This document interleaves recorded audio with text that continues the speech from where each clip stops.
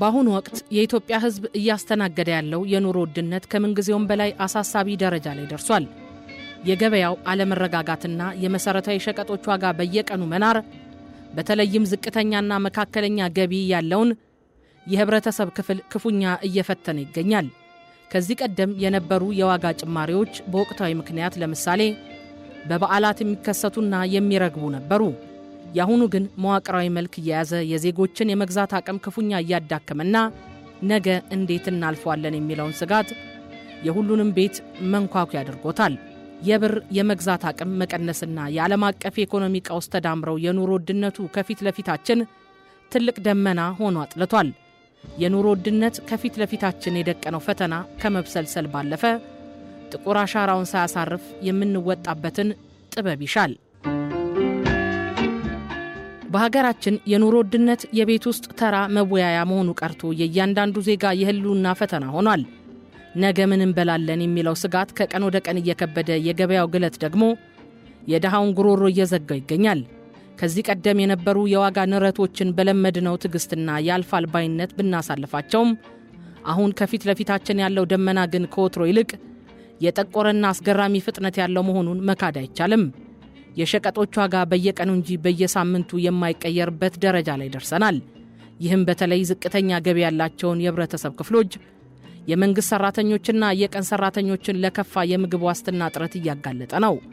ወቅታዊ ስጋት ደግሞ የዋጋ ንረቱ የሰዎችን የመግዛት አቅም ሙሉ በሙሉ በማሽመድመድ ማህበራዊ ቀውሶችን ሊያስከትል መቻሉ ነው። ህዝቡ መሰረታዊ ፍላጎቶችን ማሟላት ሲያቅተው ተስፋ መቁረጥ ይነግሳል። ተስፋ መቁረጥ ደግሞ ለጸጥታና ለሰላም መደፍረስ ትልቅ በር ከፋች ነው። የኑሮ ውድነቱ ወደ ማህበራዊ ቀውስ እንዳይቀየር ከፍተኛ ጥንቃቄና አስቸኳይ ሥራ የሚያስፈልግበት ወቅት ላይ እንገኛለን። ችግሩ ስር የሰደደ እንደመሆኑ መጠን መፍትሄውም የመንግስት የነጋዴውና የህብረተሰቡን የጋራ ጥረት ይጠይቃል። ኢኮኖሚያዊ ጫና ሲበረታ ሰዎች ለመኖር ሲሉ የማይገባቸውን ሥራዎች ውስጥ ሊገቡ ይችላሉ። ትናንት የምናውቀው የኢትዮጵያውያን የመረዳዳት የመተሳሰብና የቅንነት እሴት በራስን ማዳን ስሌት ሊተካ ይችላል። የኑሮ ውድነት ሰውን ለስርቆት፣ ለሙስናና ለሌሎች ማህበራዊ ኖሮች እንዲጋለጥ በማድረግ የህብረተሰቡን የሞራል መሰረት ሊንድ ይችላል። ይህ ዋጋ በገንዘብ የማይገዛ የማህበረሰብ ኪሳራ ነው። አንድ ወላጅ የልጁን የትምህርት ቤት ክፍያ መክፈል ካቃተው ወይም አልሚ ምግብ ማቅረብ ካልቻለ ዋጋው የሚከፈለው በጥቂት ብር ብቻ አይደለም። ነገ አእምሮ ያለማ በጤናው የተጎዳና ተወዳዳሪ ያልሆነ ትውልድ መፍጠር ነው። ይህ ማለት የሀገርን የወደፊት ዕጣ ፈንታ ብድር ውስጥ ማስገባት ማለት ይሆናል። የትውልድ ጥፋት ደግሞ በምንም አይነት የኢኮኖሚ እድገት በቀላሉ የማይመለስ ዋጋ ነው። የኑሮ ውድነት የዜጎችን ተስፋ ይበላል። ሰርቼ ይለወጣለሁ የሚል ተስፋ የሌለው ወጣት ለተስፋ መቁረጥ፣ ለጭንቀትና ለተለያዩ ሱሶች ይጋለጣል። በአንድ ሀገር ውስጥ የተስፋ መቁረጥ ስሜት ከሰፈነ ያ ህዝብ አምራች መሆኑ ቀርቶ የሀገር ሸክም ይሆናል። ይህ በገንዘብ የማይለካ የውስጥ ሰላም መታወክ ነው። ታሪክ እንደሚያስተምረን ብዙ ሀገራት ውስጥ ለፖለቲካ ያለመረጋጋትና ለሁከት ዋነኛ መንስኤ የሚሆነው የሸቀጦች ዋጋ መናር ነው። ሆድ ሲባባ ሰላም ይርቃል። የኑሮ ውድነት የሰላምን ዋጋ ያሳጣል። ሰላም ሲጠፋ ደግሞ የወደመውን ለመገንባት የሚጠይቀው ዋጋ ወቅታዊውን የኑሮ ውድነቱን ለመግታት ከሚጠይቀው ወጪ በብዙ እጥፍ ይበልጣል። የቤት ውስጥ ግጭቶችና የፍቺ ቁጥሮች መጨመር ከኢኮኖሚ ችግር ጋር ቀጥተኛ ግንኙነት አላቸው። መሰረታዊ ፍላጎቶችን ማሟላት ያቃተው ትዳር ለብጥብጥና ለንትርክ ይጋለጣል። ቤተሰብ ሲፈርስ ደግሞ የህብረተሰብ መሰረት ይናጋል። ይህንን ዋጋ በቢሊዮን ብሮችም ቢሆን መልሶ መግዛት አይቻልም። በዚህ ወቅት የምንከፍለው በብር ነው። ዛሬ ችግሩን ካልፈታ ነው ግን ነገ የምንከፍለው በሰውነት፣ በሰላም፣ በሞራልና በሀገር ህልውና ነው። ስለዚህ ዋጋው ከገንዘብ በላይ ይሆናል። ያም ሲባል ችግሩ ከኢኮኖሚ ክበብ ወጥቶ ሰብአዊ ቀውስ ይሆናል ማለት ነው። ገንዘብ ቢጠፋ ሊገኝ ይችላል። የታወከ ማህበራዊ ስርዓት ግን በቀላሉ አይጠገንም። መንግስት የፖሊሲ ማስተካከያውን በቁርጠኝነት ይግፋበት። ነጋዴው ከትርፍ በላይ የህዝብን ስቃይ ይመልከት። ሸማቹ ምክንያታዊ ያልሆነ የፍጆታ ስርዓቱን ያስተካክል። ካልተባበረንና ይህንን ማዕበል ካልገታ ነው ነገ የምናጣው በኪሳችን ያለውን ብር ብቻ ሳይሆን እርስ በርስ የመረዳዳትና አብሮ የመኖር እሴታችንን ጭምር ይሆናል። የኑሮ ውድነትን መግታት ግዴታችን ነው። ነገ ዋጋው ከገንዘብ በላይ እንዳይሆን ሲል አሃዱ አቋሙን ይገልጻል። ባለፉት ጥቂት ወራት የኢኮኖሚው አውድማ ላይ የሚታዩ ምልክቶች አሳሳቢነታቸው እየጨመረ መጥቷል። ትናንት በወሬ ደረጃ ስንሰጋው የነበረው የዋጋ ግሽበት አሁን በእያንዳንዱ ኢትዮጵያዊ የገበያ ቅርጫት ውስጥ ገብቶ ቤቱን እያንኳኳ ይገኛል። ኑሮ ካለፈው ቀን ይልቅ ዛሬ ቀሏል የሚል ድፍረት ያለው ምስክር ማግኘት አዳጋች በሆነበት በዚህ ወቅት ነገ ምን ይፈጠር ይሆን የሚለው ስጋት ወደ እንዴት እንብላ ወደሚል የዕለት ተዕለት ጭንቀት ተቀይሯል። የመሰረታዊ የገበያ ዋጋ በሂሳብ ስሌት ብቻ የሚገለጽ ሳይሆን በዜጎች ትከሻ ላይ ያረፈ ከባድ ሸክም፣ በሰራተኛው ደሞዝ ላይ የተጋረጠ አደጋና በነጋዴው ላይ የተጫነ አለመረጋጋት ሆኗል። ይህንን ፈተና ለመወጣት የነገ ሰው ይበለን የሚል ተስፋ ብቻ መቆየት አይቻልም። የተቀናጀ ግልጽና ፈጣን እርምጃ አሁን ያስፈልጋል። የኑሮ ውድነት ትከሻችን ላይ ወድቋል። ይህ እውነት እያመመንም ቢሆን ልንቀበለውና መፍትሄ ልንፈልግለት የሚገባ ጉዳይ ነው። መንግስት፣ የግሉ ዘርፍና መላው ህዝብ በጋራ ሳይቆሙ ይህንን ማዕበል ማለፍ አይቻልም። የምንወስደው እርምጃ የነገ ህልውናችንን ይወስናል።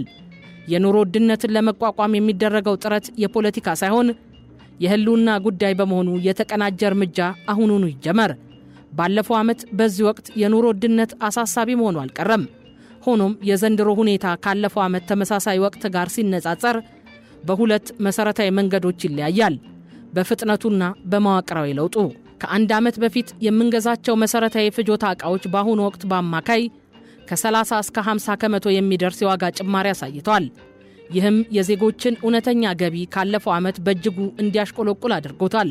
ዝቅተኛ ገቢ ያላቸው ወገኖቻችን ካለፈው ዓመት በበለጠ ሁኔታ መሰረታዊ ፍላጎቶቻቸውን ማሟላት የማይችሉበት ደረጃ ላይ መድረሳቸው ይታያል። ባለፈው ዓመት ገበያው የተወሰነ መረጋጋት ቢኖረውም ዘንድሮ ግን በየሰዓቱ የሚለዋወጥ ዋጋ የሸማቹን ስነ ልቦና እያዳከመው ነው። ከአምናው የከፋውን የዘንድሮን ፈተና ለመሻገር እንደ ትላንቱ መስራት አይቻልም። አዳዲስና ጠንካራ መፍትሄዎች ያስፈልጋሉ። ካሳለፍናቸው ዓመታት በበለጠ ሁኔታ መንግስት ዝቅተኛ ገቢ ላላቸው ዜጎች የሚደረገውን የትራንስፖርትና የመሰረታዊ ሸቀጦች ድጎማ ማጠናከርና ተደራሽነቱን ማረጋገጥ አለበት። የምንዛሬ ተመን ለውጥን እንደ ምክንያት በመጠቀም ምንም አይነት የውጭ ምንዛሬ በማይጠይቁ የሀገር ውስጥ ምርቶች ላይ ዋጋ የሚጨምሩ ህገወጥ ነጋዴዎችን በህግ መግታት ይኖርበታል።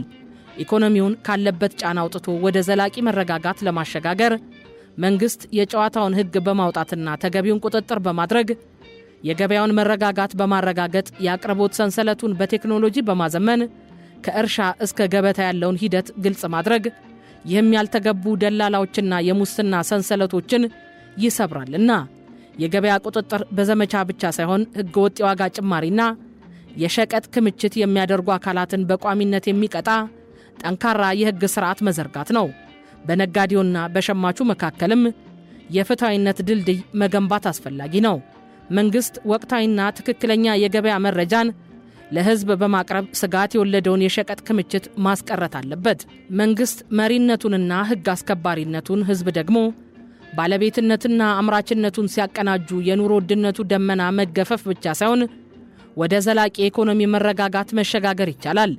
በላያችን ላይ የወደቀውን የኑሮ ውድነት እሳት ለማጥፋት የሚደረገው ጥረት እንደተጠበቀ ሆኖ ሀገራችን ከዚያ ዙሪት በዘላቂነት የምትወጣበትን መንገድ መንደፍ ወሳኝ ነው። ጊዜያዊ የዋጋ ቁጥጥርና የድጎማ ስርዓቶች እንደ ፋሻ ቁስሉን ለጊዜው ቢከልሉትም የኢኮኖሚውን ጠባሳ ግን ፈጽመው አይፈውሱትም። የዋጋ ግሽበትን የምናሸንፈው በወረቀት ላይ በሚደረግ ስሌት ሳይሆን በመሬት ላይ በሚታይ ምርት ነው። ግብርናችንን ከዝናብ ጥገኝነት አውጥተን በቴክኖሎጂ በማዘመንና አምራች ኢንዱስትሪዎችን በማበረታታት የፍላጎትና የአቅርቦትን አለመመጣጠን በዘላቂነት መቅረፍ ይገባል። የገንዘብ ግሽበትን ለመቆጣጠር የሚያስችሉ ጠንካራ የፋይናንስ ስርዓቶችን መዘርጋት፣ የውጭ ምንዛሬ ግኝትን ማሳደግና የመንግስትን ወጪ በአግባቡ ማስተዳደር የኢኮኖሚው የጀርባ አጥንት መረጋጋት ነው። በነፃ ገበያ ስም የሚደረጉ ህገወጥ ደላልነትና የሞኖፖል እንቅስቃሴዎችን መስበር ያስፈልጋል። አምራቹ የሚለፋበትን ዋጋ የሚያገኝበት፣ ሸማቹ ደግሞ ያለ አላስፈላጊ መደራረብ ምርቱን የሚያገኝበት ግልጽና ተጠያቂነት ያለው የንግድ ስርዓት መገንባት ለዘላቂ መረጋጋት ወሳኝ ነው። ኢኮኖሚው በአንድ ወገን ጥረት ብቻ ሊቆም አይችልም። የግሉ ዘርፍ በፈጠራና በኢንቨስትመንት በስፋት እንዲሳተፍ ምቹ ሁኔታዎችን መፍጠር የሥራ ዕድልን ከመፍጠሩም በላይ የሀገር ውስጥ ምርትን አቅምን ያሳድጋል። ጭንቀታችን እንዳይቀጥል ትላንት የፈራነው ዛሬ እጃችን ላይ የወደቀው ችግር ወደ ነገ እንዳይሻገር መሰረታዊ ኢኮኖሚ ለውጥ ያስፈልገናል።